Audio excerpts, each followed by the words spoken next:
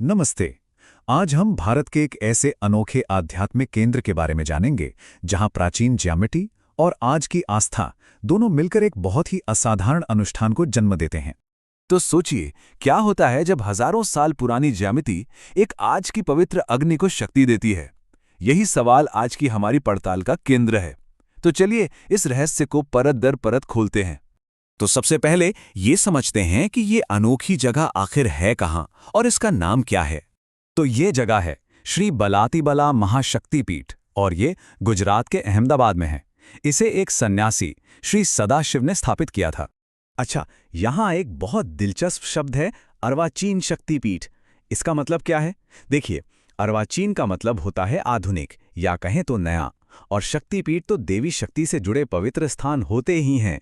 तो इसका मतलब ये हुआ कि ये कोई हजारों साल पुराना मंदिर नहीं, बल्कि आज के जमाने में बनाया गया एक आध्यात्मिक केंद्र है, और इसका अपना एक बिल्कुल अलग उद्देश्य और पहचान है।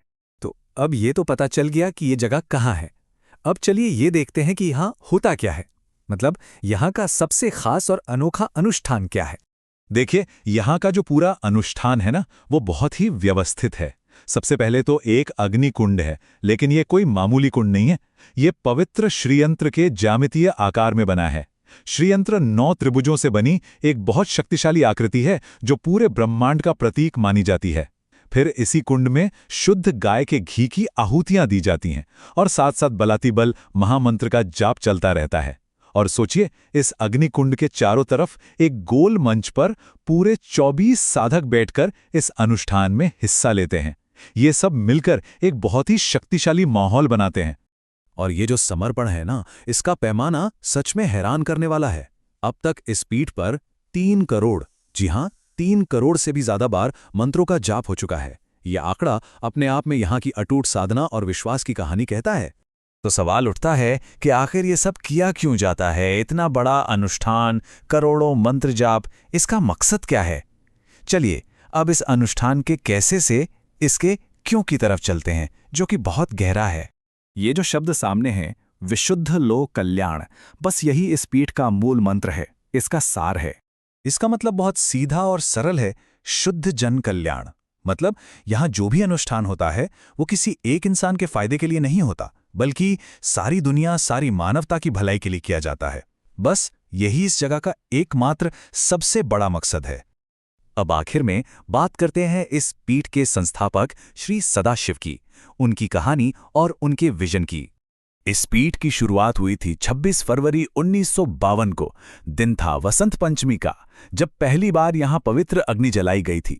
और कमाल की बात यह है कि तब से लेकर आज तक ये साधना एक दिन के लिए भी नहीं रुकी है, लगातार जारी है। और अब इस पूरी कहानी का जो सबसे भावनात्मक पहलू है, वो हमें इसके संस्थापक के अपने शब्दों में मिलता है।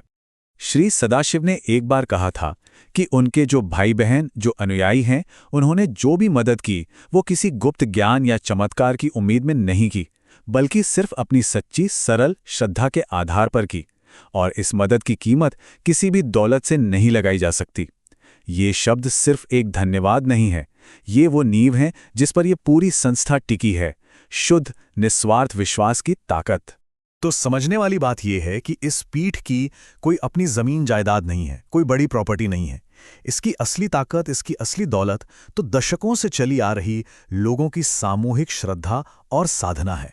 और यही पूरी भावना उनके इस एक आशीर्वाद में सिमट जाती है, सदा एवं सर्वत्र सबका कल्याण हो।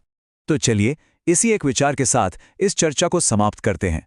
आज की दुनिया में जहां हर चीज के लिए जानकारी है, सबूत हैं, विश्लेषण है, उस दुनिया में सिर्फ शुद्ध और सरल विश्वास का क्या मूल्य है? सोचने वाली बात है।